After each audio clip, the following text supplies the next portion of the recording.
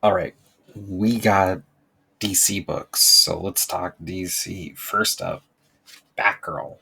This is playing heavily off the old Batgirl series, playing on the relationship between Lady Shiva and Batgirl as they deal with a group out to kill there because of something Lady Shiva did. And it's showing how much Batgirl has grown since really her introduction point. And it's interesting, but it's hitting on a theme that I'm running into across Marvel and DC where it's a decent book, but this is not an issue number one. This is an issue number 93 or whatever. Um, if you don't have context of where this character's been for decades, this doesn't make sense. I have the context, but this is no issue number one. It's interesting, it's fun, it's a good comic, but it's the comic book problem, I guess. So there's that. Whereas Birds of Prey focusing on Batgirl as well right now, as she was on an assignment, she kind of gets abducted, standard Batman fair stuff. But in here, when things go south, the entire team freaks out because she's kind of everyone's favorite, is the way they put it. And Big Barda takes it especially hard because this is not what she normally does. And so where this ends up and where this is going to be next issue is actually really interesting. And it's a rare moment where there's some action stuff happening, but it's suspense and it lands. This book is pulling off something that very few comics seem to be pulling off right now. And I think a lot of it is because this book isn't trying to lean so heavily in continuity, but using what's there to build something new. And also just telling good stories that don't need all that. It just there's a formula in this book that if more books took what's working in it and applied it to what they're doing, because I think it's a universal truth about storytelling that Birds of Prey is doing right now that works a bit well and is not something a lot of comic books and DC Marvel practice, that they used to routinely. Everything would work. What's really interesting about that is I don't have much else to say. Read this. This is one of the best comics on the shelf every month since the month it dropped. Yay. Okay. Green Arrow, the annuals, playing with a lot of the family stuff. It's him on an island recounting an arsonist that failed him for years until, in telling it to the children, he realizes something and they go deal with it. It's a nice rounded story. It's better than where this book has been up to this point, and is more of a Green Arrow level story, and I enjoyed it. But Green Arrow 18 is more the vigilante coming back and dealing with a criminal problem while getting razzed by others in the area. And this feels like Green Arrow should be. This is the real start of the new creative team. They had a few pages in one of the last books or something. I don't know. This is the real beginning, and I'm excited to see where this goes. Whereas Green Lantern is dealing with a lot of, I mean, honestly, it's Green Lantern stuff. It's weird stuff around Mogo and people's emotions and hearts. And this is bringing back a lot of the Jeff Johns mythology that they've been trying to avoid for the longest time now. And I don't know why, but it's just not landing. I don't know. It seems like they can't seem to land on a decent Green Lantern mode since John's left. So here's hoping they find it, but I may not be around for it for a while. And then Superman 20. This is the second issue of the new Status Quo coming in, where we had a time skip And then Lois Lane has come in and she has superpowers now, and they intentionally have not fully explained it. But now they're dealing with Doomsday and the future Doomsday, who's a time traveler who is warning them about how much of a problem this is going to be, and then some future issues.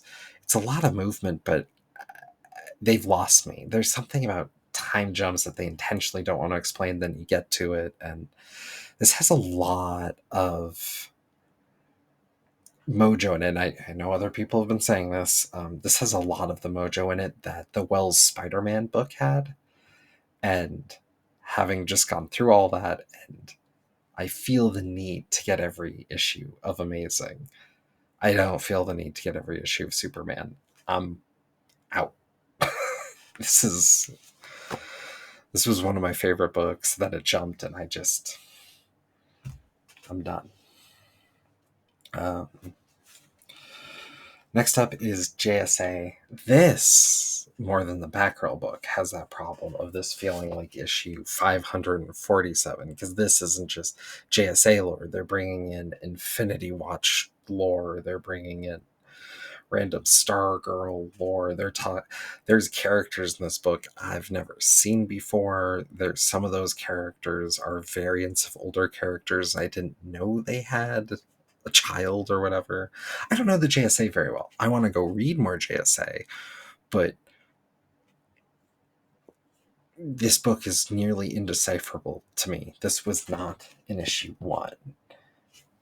This was not in issue 2. In issue 2 was just the Injustice Society raiding the base, and a few things happened. That was it. I'll see where it is, because I think this was supposed to be a 6-issue mini, and I might have been locked into like issue 4 or 5 already, so I might close it out just because at that point I feel like I might as well. But I was really looking forward to that book, and I could not be more disappointed. And what's funny to me is the only real reason I enjoyed this book so much is I read that Batgirl series from back when. I've read a few of the other major moments for the character in that time, and that time is significantly less than whatever is going on with that JSA book. That JSA book expects you to have read some material, and I don't even know what all the material is. At least with Batgirl, it's one character, so it's easier to follow the line, read a wiki or whatever. That JSA, holy crap. I literally have it's funny to me because I haven't had that feeling in well over a decade. And I don't want to have that feeling ever again. That's ridiculous. That this book expects you to have read, again, decades of multiple books to understand what the heck's going on here. No. No. Okay. Next up, Absolute. I'm going to save this for last. Absolute Wonder Woman does not feel like Wonder Woman to me. And I guess it's the same problem here. It's the same problem with all of them. The entire Absolute line is taking these characters and trying to do a new spin. This is Batman if he was basically Bane without the juice, but has a justice complex. But like, is this Batman? What makes Batman Batman? This has been strained so far beyond anything I know about the character. And it's not the money, it's the character. And not like, is it Batman pure? I'm not trying to say a purity thing, but I'm trying to say, like, why isn't this the absolute Ratman or something? Like, why is it? How is this Batman? It doesn't connect to older stuff, and that's fine. This is a new take, but this is such a new take. It's a new character. Absolute Wonder Woman is She's a character from hell dealing with things, fighting off these monsters as they come to a town, and she's like fighting off kaiju and stuff. Not to say that Wonder Woman never did that, but the reasons, motivations, character connections she has have lineage in the Wonder Woman mythos, but like is not that. Superman is still Superman, but he lands in Brazil. Lois Lane is a soldier here on Krypton. Things were different. They're really making hay about that, which I find really funny because it doesn't matter. Uh, the only thing here is that his family in Krypton were farmers and workers, and he comes here and he wants to defend farmers and workers, and we'll get there. But ultimately, like, Jason Aaron already told the story. The details will unfold, but it doesn't matter yet. And with all of these, there's a certain amount that's revealed at a time, issue by issue. A lot for years, people have spoken to the strengths and minuses of writing for the trade. This line is written for the headlines. This is made to have social media posts around it.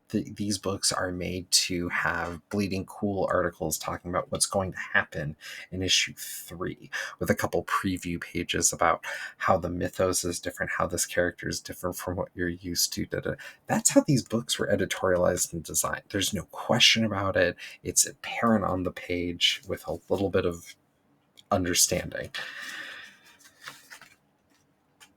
But are these the characters? Like, Absolute Superman feels like just an Elseworld Superman. What if the circumstances on Krypton were different and he landed in Brazil, and take it from there? Oh, and Lois Lane followed the family business, but as of issue 2, she's looking at maybe being a war correspondent or something, so it's pretty much in line with the Lois Lane we know. This is the least reach. It's also not creative. It's also actually not really talking about anything social or relevant yet. I made some hay about Jason Aaron doing Turtles and like having some problems with it here. With the assignment and whatnot, like, I don't know. I mean, it's fine. It's more about the details and if the book lands. I just don't care to find out how this book lands, because it's a Superman origin again. I mean, effectively, this is True Brit, but in Brazil. Okay, you can tell that story, I guess, but is there anything there that's going to be worth telling? And with, Jason Aaron telling the tale of Brazilian Superman, I wonder how much ground there is there, if you will. Not that people can write about stuff that is their lived experience or whatever, but Jason Aaron in particular, I'm not seeing it come forward, but I also have a very negative opinion of his output of late. This, I don't care. I don't even like Batman that much. This not being Batman doesn't bother me, but this should be a different character. And what's interesting to me about that, beyond anything of my impression, which is where I like to keep these videos for the most part, but I can't help but wonder, if you make this a different character, if you make this the absolute Ratman, the absolute Brick, I don't know, because of the logo,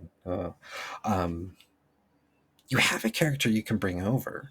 He's basically like, you can have that Batman moment, but if you just rename him at some point, when this absolute line dies, which it will, yeah. And then this, if this wasn't Wonder Woman, if this was Hela,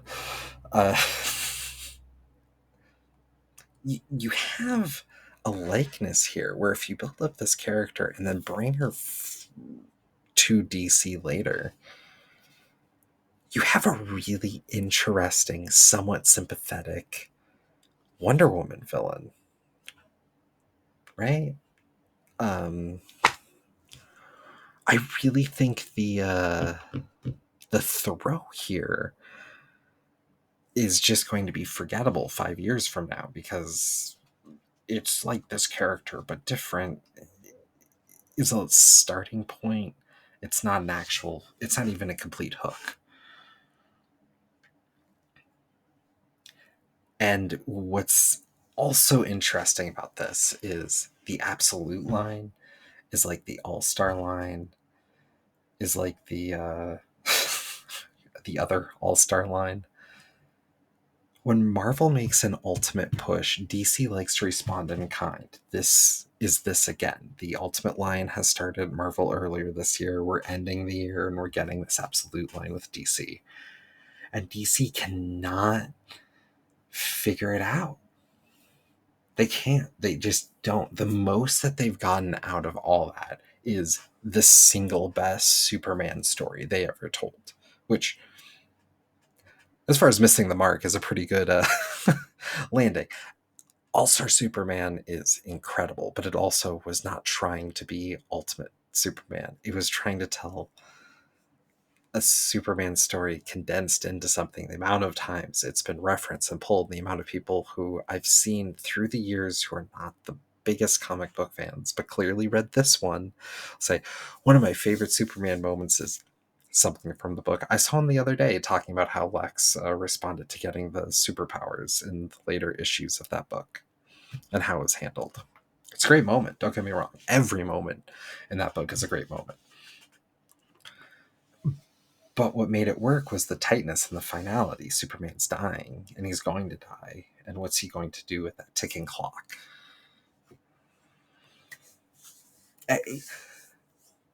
Again, All-Star Superman's great, but All-Star Superman was not the ultimate Superman. It was not new legs to tell the Superman story for a new generation. And I think the problem DC has is they don't need to do that. They already reboot their universe. They already reset the mythos. They already just have you jump in, whereas showing you at with issue 20, they just did what they wanted to do, and that's supposed to be more relevant because giving Lois Lane more agency is response to the times we live in, if you will, especially if you compare it to where Lois Lane was more when she was introduced.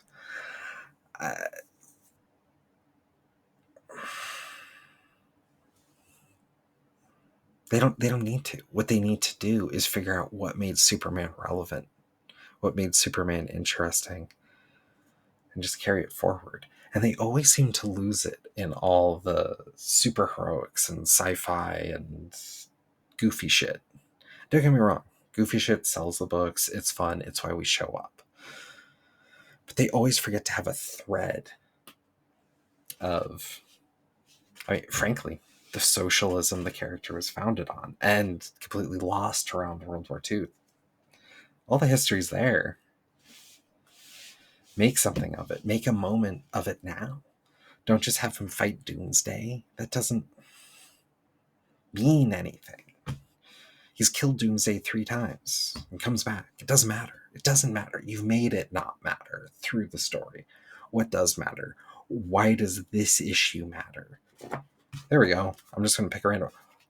Why does this issue matter? It doesn't. It doesn't.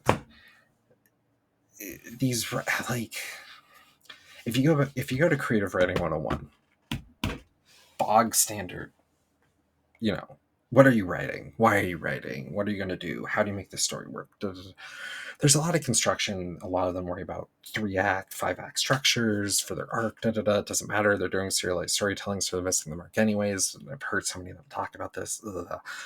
Gail Simone, I know, has talked about it, and I know correctly. But then she has the structure, but then she misses the mark with the characterization. That was Marvel, different video. I guess my frustration with the industry right now, and it's highlighted for me because DC is the other company for me. And by market share, it is. Why does this matter? What kills me is more when I was getting into comics, where a lot of the books I love, early 2000s, maybe to 2012, it kind of basically right before Marvel and DC reset around the time of the New 52 and whatnot. There's a lot of books that had some social conscience, had something to say. Wildcats 2.0, Wildcats 3.0. You had Spider-Man with the J.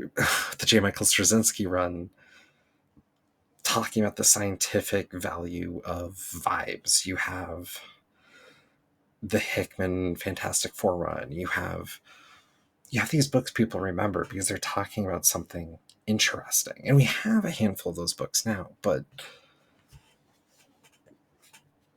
there's a lot of love of comics in here in this pile. Not a lot of understanding of why we love those characters and why those stories matter held in these books. And I really think the industry needs to come down. DC certainly needs to come down and say, why do people care about Green Arrow? Green Lantern's a great one. Why do people care about Green Lantern? What was it about that Jeff Johns run that made it work? What was so big about that emotional resonance explosion? Why did that work so well? And why have we not been able to recapture it since? And I can tell you right now,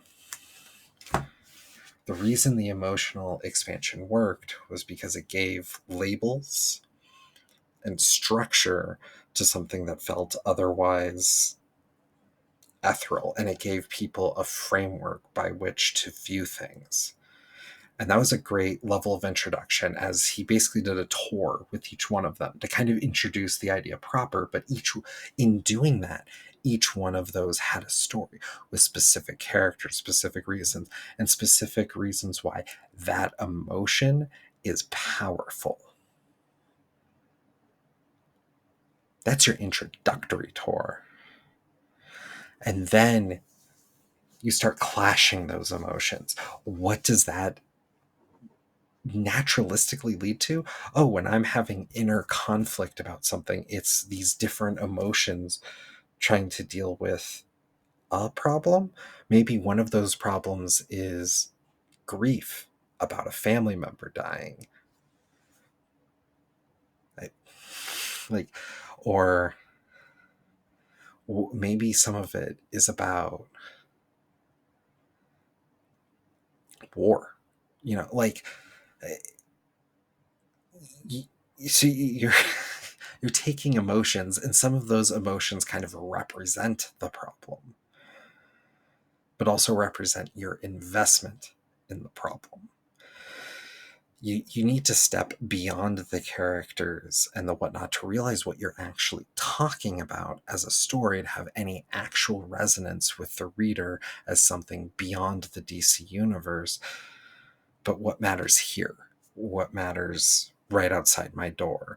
What matters when I pick up the newspaper? What matters when I'm flipping through Twitter? You want to teach people not just something about how the world works even necessarily, but how it could be better, or take a step forward, or something you can do about it, even if it's just managing your emotions on it.